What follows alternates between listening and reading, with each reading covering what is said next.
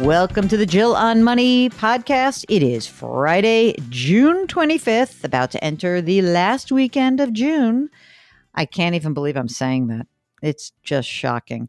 Yesterday we had the GDP. Today we have personal income and spending. I love that. You know why, Mark? I want to see what the savings rate is. You know we forget this. The savings rate last year was over 30%. There is an estimated $2 trillion in excess savings that's sloshing around U.S. consumers' accounts. And Mark, they're ready to spend it. So let's find out if they've started spending it or not. We'll find out today. And if you are planning to spend some money, what's your second half splurge? What are you thinking about in terms of a little gift you're going to give yourself or your family? Mark, what are you going to do in terms of your second half splurge? Oh, Mark bought himself. I didn't wait for a second half splurge. I did it during the pandemic. He bought the Bowflex dumbbells. These are the best. I'm just going to say this. No, Bowflex is not a sponsor of the show, but I just want to tell you that these are like the best invention ever. You essentially they're a little clunky, but you can adjust the weight of the dumbbells and it goes up to like 52 and a half pounds each. And it starts, I think, at 5 or maybe 7.5 pounds. Anyway, fantastic, wholehearted endorsement. And I think they're amazing. What's the delivery date on those? Oh my God, you're getting it so soon. This is exciting. I had to beg, borrow, and steal to get them delivered amid the pandemic, but total game changer. Mark's going to get buff again. He was buff for a while, and then you got a little bit of the flabby COVID body, huh? Yeah, she's listening to that. How does that body look, Amanda? It's so true. I mean, buff is maybe overstating it, but there was a while where you were running and playing hockey. You were very much in shape. Those are way over. All right, let's go and do some emails right now. This is from Aaron, who writes, "Thanks for all you do. I've learned so much for you in the last 6 months since I discovered your podcast. My wife and I are in our mid-40s, and I'm the sole breadwinner. From my first job out of college, making $18,000, and with a ton of grit and hopefully some grace, I've surprised even myself. And check this out, Mark. He makes close to $400,000 a year. That's amazing. We've got 2 kids, one in college, one heading there in a year. We've saved enough in 529s, etc., plus my income, so we'll be able to cover college. Okay. Mortgage of $500,000. We refinanced last year. House is worth about $1 million. No other debt. Emergency fund, wills, etc., also in good shape. We also have a brokerage account with about $150,000. I contribute $19,500 to the retirement account. His wife does $6,000 in her IRA plus funds from my employer. Total retirement savings, $1.1 million. That's a darn good number. Part of my challenge is that I grew up without strong financial role models or mentors. So figuring this stuff out mostly on my own. For example, I never knew until recently about the difference between a Roth and a traditional IRA. That means all but 50 grand of our retirement savings is pre-tax. And for many years, saving on those taxes was huge.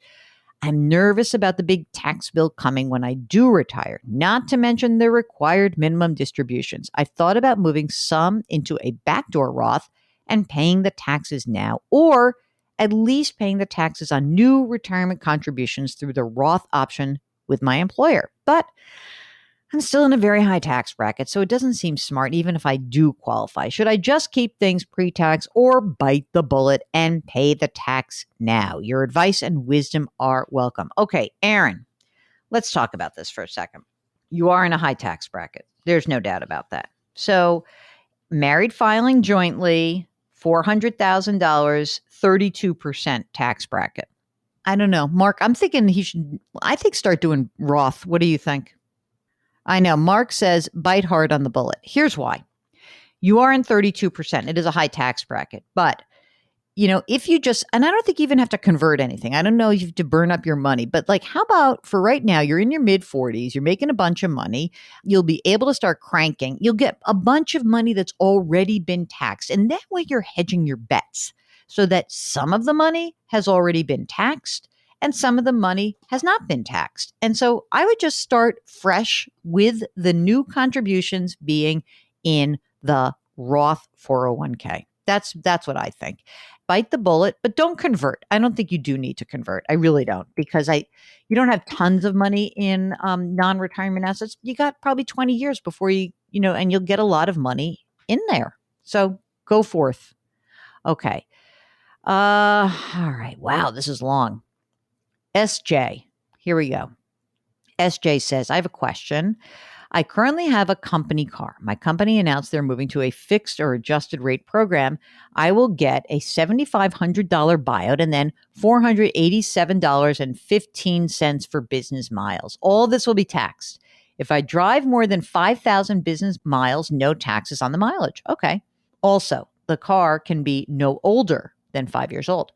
My husband and I also have a 2008 SUV with over 200,000 miles, and we knew we'd have to buy a new one in the next year or so. Question: how should we go about doing this? My thought was to save for a down payment to replace our personal car and use the buyout monthly allowance to buy whatever fits in the budget. But we've also thought about leasing. We're 44. We make 275 grand base salary, up to 30,000 in potential bonus annually. He or she is getting $15,000 bonus, expecting that in a couple of weeks. No consumer debt.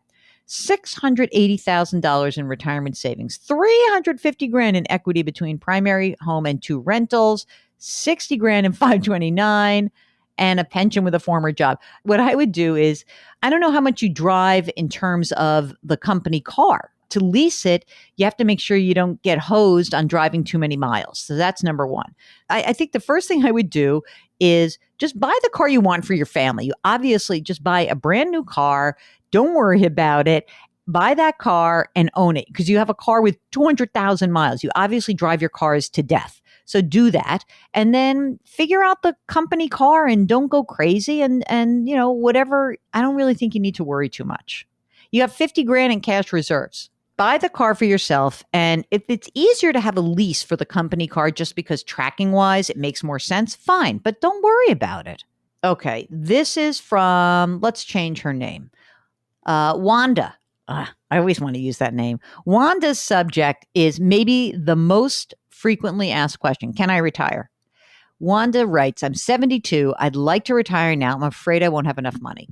This is like your age-old problem. Let's see what you got, Wanda. She's 72, about 100,000 in a Roth IRA, 25,000 in a traditional IRA, another 100,000 in a traditional IRA that's an annuity that's paying out $500 per month forever, $140,000 in mutual funds, 8,500 in an inherited traditional IRA, 40 grand in a money market. Just paid cash for a new car. It's worth 28,000. I own my townhouse outright. It's worth 180,000. My Social Security is $2,500 a month. Between that and the $500 for the annuity, I have enough money to live on monthly. That's great, not counting vacations. I'd like to be able to draw about 10 or 12 grand a year from my investments. I also have a long-term care policy. What do you think? Mark, you think that Wanda can do it at age 72? I think she's good too. Go retire. Okay. All right. This is from Neil. And Neil is a longtime listener since my days back on the 404, that old, beautiful, wonderful CNET podcast that I love. Neil's part of a large sports club, and one of the members recently was diagnosed with stage 3 cancer. Oh, gosh. Person's in the early 30s, just got out of medical school about 2 years ago. And she and spouse have a really beautiful child, just under a year old. Our club wants to do a fundraiser, and I anticipate we should raise somewhere in the range of $9,000 or $10,000. After discussing with our board of directors, one of the concerns is the reality that roughly half of cancer patients end up having to declare bankruptcy. Oh my God. And that number is probably worse for young people who have not yet amassed savings. We don't want to throw money at debt that will be canceled anyway. We had discussed a donation to a cancer-related charity. The consensus is that seems so impersonal. Another option, create a 529 plan with a child as the beneficiary, while some club member remains the account holder to avoid it being part of any bankruptcy proceeding. Alternatively, we could just donate the cash directly and hope for the best. Looking for your advice on what might be the best way to proceed and any other ideas you might have that you or your listeners might have. Okay, here's what I would do. I think that when somebody is in this situation, first of all, stage 3 is horrible, and I don't know what kind of cancer it is, but we are not talking about somebody who is being diagnosed with end stage cancer and is about to die. So let's now flip this and say, okay, Neil, what can you do to make these people's lives better? You know what I would do? I would just use $9,000 or $10,000 that you raise and just send them a couple of meals every week and do that and see how long the money lasts. What do you think, Mark? Just to make their lives better. You can raise the money. You can set it up with maybe some couple of different restaurants. It's a nice way to just say, like, let's do something nice for them. And I don't know the details of this family's financial situation or the family members they have that could be helping out, but that's just a nice thing to do. As somebody who has lived through a stage 3 cancer diagnosis for somebody in their lives, I didn't have it, but my former spouse did. I can tell you that those little things that just make your life easier mean a lot.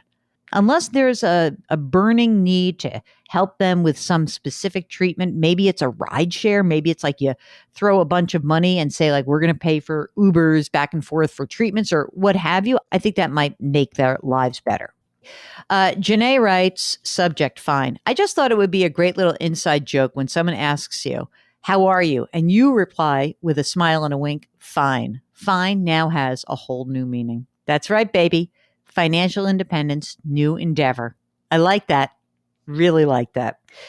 All right. If you have a financial question, if you have some sort of weird, strange thing going on in your life, maybe it's you want to make a charitable contribution or what have you, send us an email. It's askjill@jillonmoney.com. askjill@jillonmoney.com. Don't forget to leave us a rating or a review. I'm not sure exactly how it helps, but it definitely helps. Our music is composed by friend of the pod, Joel Goodman. Joel Goodman, where are you? Haven't heard from you in a million years. Mark Talercio is our executive producer. We're distributed by Cadence 13. We'd like to remind you to please do something nice for someone else today. That is always part of our hope for you. Practice our mantra of 2021, grit, growth, grace. We will talk to you tomorrow. Thanks for listening.